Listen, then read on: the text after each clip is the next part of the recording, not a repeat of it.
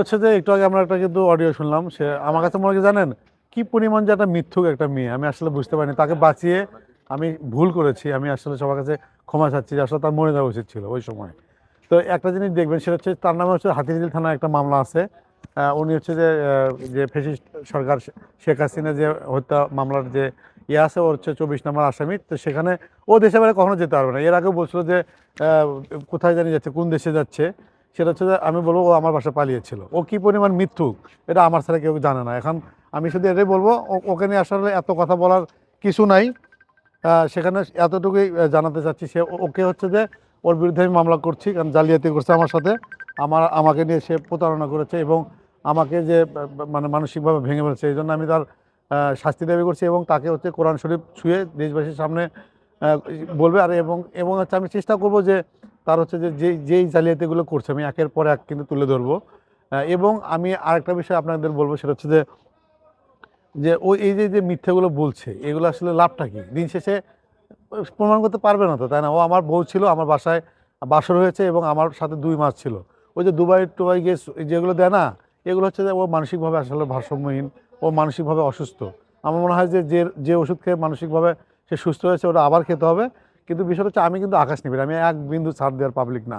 সেটা হচ্ছে তাকে প্রমাণ করতে হবে তার সাথে আমার বিয়ে হয়েছে এবং বাসর হয়েছে। এটা যদি না হয়, আমি মামলা করে পিবিআইয়ের মাধ্যমে তার আমি ডিএনএ টেস্টের জন্য আমি ইয়ে করবো এবং আমি যত দূর চেষ্টা করার আমি কিন্তু করব। কিন্তু আমি তাকে হচ্ছে মরা পর্যন্ত আমি ছাড়বো না, কারণ ও আমার সাথে প্রতিনিয়ত মিথ্যা কথা বলে যাচ্ছে। আর একটা জিনিস বলবো, সেটা হচ্ছে যে আমাদের ভাই বোনের মধ্যে টাকার সম্পর্ক নেই কিছু, সেটা তো আমাদের ব্যক্তিগত ব্যাপার। তাহলে এখানে কেন আসলেন? এখানে এসে যে 2 মাস আমার সাথে থাকলেন, এই যে আপনার যে আমি আজকে বলতেছি, আপনি তো হয়তোবা জানেন না, আপনার তো কখনোই বাচ্চা কাচ্চা হবে না। তাহলে আরেকটা বিয়ে করে বাচ্চা নিয়ে দেখান। আমার সাথে আপনি থেকেছেন না, আমি জানি না আপনার কন্ডিশন কি। আমাকে আমাকে বারবার বলতেন, যেটা আমি এখন প্রকাশ্যে বলতে আসলে লজ্জা পাচ্ছি। আপনার আমাকে যে বলছেন যে স্বামী স্ত্রীর মধ্যে মিলনের জন্য যে আপনার ইয়ে করতেছেন, যে বারবার আমাকে বলছেন যে আপনি প্যাকেট নিয়ে যাবো, প্যাকেট প্যাকেট ছাড়া করা যাবে না, আমার সমস্যা আছে। আমার কাছে মনে হচ্ছে যে 30 নভেম্বর যদি তুমি আমাকে বিয়ে করো, 4 ডিসেম্বর যদি আজকে হচ্ছে যে 4 ডিসেম্বর যদি সানির সাথে তুমি প্রেম আর বিয়ে বাচ্চা নিতে চাও, তাহলে তো আমি বলবো যে তুমি একটা পোস্টেরিয়র। কারণ হচ্ছে এটা প্রমাণ হলো, কারণ আমি আমি কিন্তু 1 সপ্তাহ তোমার সাথে থেকে কিন্তু আমি আমি আমি কিন্তু ইয়ে হয়েছি, ইনজুরি হয়েছি।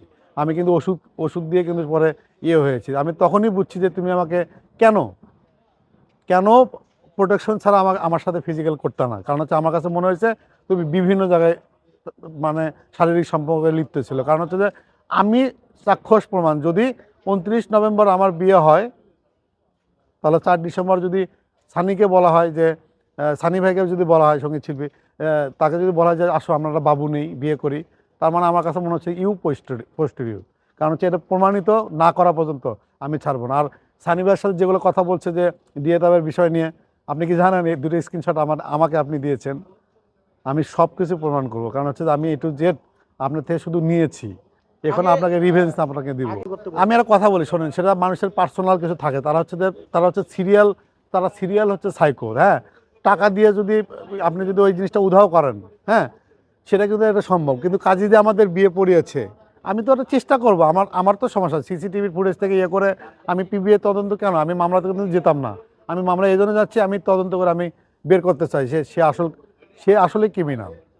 আমার কাছে নাই তো, তার মোবাইলে তোলা, যে সে যদি আমার সিগনেচার করা ছবি তুলতে পারে, আমি তো তাকে ছবি তুলতে দেখছি, তাহলে আমাকে ওই ছবিটা দিক।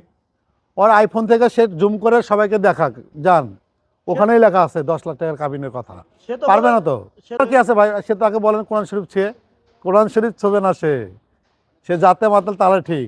তার 2টো বাচ্চা আছে, বাচ্চার মাথা ছুঁয়ে বলুক, মাফ করে দিব। তার বাবা আছে, বাবার গা ছুঁয়ে বলুক, এত বাবা বাবা ভক্তর কি আছে, আমি তো প্রমাণ করবই। আমি শুধু এতটুকুই বলবো, আমি কিন্তু যাত্রা বাড়ি, আমার যে তার বাড়ি ঘর আমাকে কিন্তু দেখিয়েছে, তার নাম কি, তার বাবার নাম কি, কী করতো, A to Z বের করব। আমি কিন্তু পরিবহনের বিষয়ে কিন্তু খুলনা চলে গেছি। আমি কি 2 দিন ধরে অফিসে যাচ্ছি না, আমি বলছি আমাকে 2টা দিন ছুটি দেন। আমি যারা পাপার বাসায় গেছি, যারা পাপার সাথে কেন ডিভোর্স হয়েছে, তারপর জায়ানের ফুবুর বাসায় যাব, কেন তার জামাই মারা গেল, A to Z আমি বের করব। আমার সাথে মিথ্যে বলে লাভ কি? একটা মিথ্যে বলতে গেলে হাজার হাজার মিথ্যেতে ঢাকছেন, লাভ নাই। আপনি আমার বলছিলেন আপনার সাথে আমার ফিজিক্যাল রিলেশন ছিল, এটা আল্লাহ যদি সত্য হয়ে থাকে, 100% সত্য।